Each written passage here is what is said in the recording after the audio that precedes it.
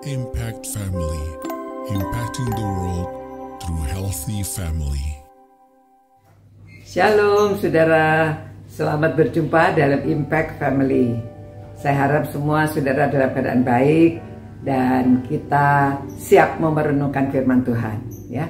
Khususnya saudara, pada waktu Rasul Paulus menulis surat-suratnya itu sebetulnya kalau saudara membaca perlahan-perlahan, saudara bisa mengerti. Ya, tidak sulit karena dia menulisnya itu sistematis dan selalu ada tujuannya. Kalau saudara lihat dalam satu perikop ada nasihatnya, tapi tujuannya sampai di mana. Jadi kita baca dengan pikiran terbuka, dengan penuh doa, kita bisa mengerti. Misalnya Roma 12 ini saudara, ya kan, kita disuruh mempersembahkan tubuh kita yang hidup, kudus, dan berkenan pada Allah. Itu adalah ibadah yang sejati. Nah, bagaimana ibadah yang sejati? Jangan berpikir seperti dunia ini, tetapi ubahlah budimu supaya kamu tahu apa yang kehendak Allah, ya. Jadi supaya kita itu tahu mana yang baik, mana yang berkenan, dan mana yang sempurna, itu kehendak Allah, ya. Jadi lalu ayat 3 dia mengatakan, ini Roma 12 ya, ayat 3 dia mengatakan, jangan kamu memikirkan hal-hal yang lebih tinggi daripada yang patut kamu pikirkan, tetapi hendaklah kamu berpikir begitu rupa sehingga kamu menguasai diri menurut ukuran iman yang dikaruniakan Allah kepada kamu masing-masing, ya, termasuk saudara dan saya. Nah, untuk apa? Supaya kita tuh menguasai diri menurut ukuran iman, supaya ini sebab, ya, ayat 4, sebab sama seperti pada satu tubuh kita mempunyai banyak anggota, tetapi tidak semua anggota itu mempunyai tugas yang sama. Nah, jadi tugasnya berbeda-beda. Nah, saudara, tujuannya ke situ. Dia ingin supaya gereja itu mengerti, gereja itu seperti tubuh, tapi ini tubuh Kristus, ya. Jadi semua tubuh kita tidak ada tugasnya pada semua, tidak ada yang sama, ya.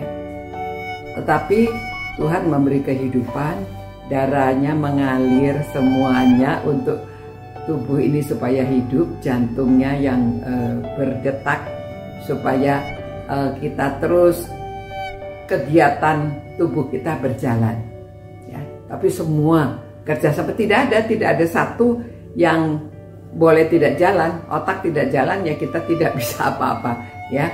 Jadi semuanya harus berjalan seperti yang sudah ada tugasnya masing-masing. Itu juga di dalam gereja, ya.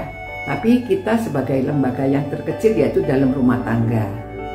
Di dalam rumah tangga juga ayah tugasnya beda dengan ibu. Kalau ada kakek nenek tugasnya juga beda, ya. Apalagi mertua dan menantu, ya, masing-masing. Kalau banyak orang yang harus tinggal bersama-sama, jadi mereka mesti tahu tugasnya masing-masing sehingga tidak ada bentrokan, ya. Anak-anak juga menjadi cucu, menjadi anak-anak itu mereka tahu kalau masing-masing menjalankan tugasnya, rumah tangga itu sehat, ya.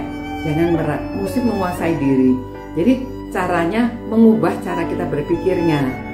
Jangan merasa, oh yang satu keenakan, yang satu enak aja dia, saya yang begini enak aja. Masing-masing, ya. Kalau saya tinggal di rumah anak saya, karena saya yang di rumah, ya saya bantu-bantulah pagi, bisa siram-siram bunga, ya, beres-beres sedikit gitu di rumah. Kalau kotor, ya kita lihat, kita bersihkan, kan, karena yang ada waktu saya, yang lain semuanya bekerja dan bersekolah, ya.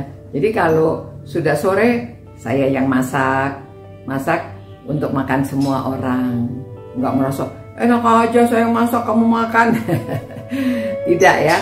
Tapi mereka yang cari nafkah, ya, mereka mencari kehidupan, dipakai untuk kita bersama. Kita bisa main bersama, kita bisa berjalan-jalan bersama. Ya, saya diajak mereka pergi ke mana-mana, ya, dibiayai. Jadi kita ya terima bagian masing-masing. ya semua orang capek, anak yang sekolah juga mereka capek ya, sekolah seharian.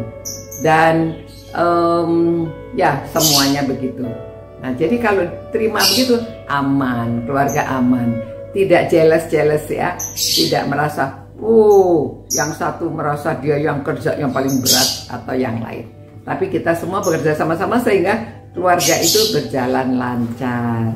Begitu juga gereja ya. Nanti kita bahas lagi karunia-karunia yang diberikan oleh Tuhan kepada kita ya. Beberapa hari ini kita bahas dari Roma 12 supaya kita bisa menerima dan menjalankan firman Tuhan.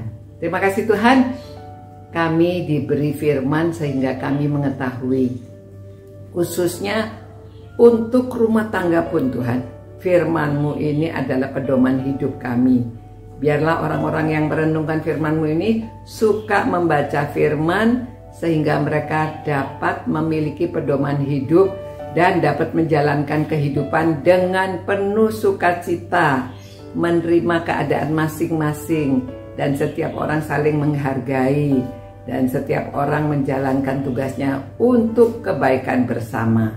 Itu merupakan ibadah kami juga kepada Engkau ya Tuhan. Apa yang kami kerjakan itu adalah ibadah kami yang sejati, jikalau kami menyerahkan hidup kami sepenuhnya dan mengikuti pemikiran dari firman-Mu. Dalam nama Tuhan Yesus kami berdoa. Amin. Sampai berjumpa saudara-saudara. Diingat ya firman-Nya, cinta Tuhan, cinta firman-Nya, dan kita cinta sesama ya, dalam keluarga, anak, menantu, cucu, semuanya saling mengasihi. Sampai berjumpa, ciao. Impact Family, impacting the world through healthy family.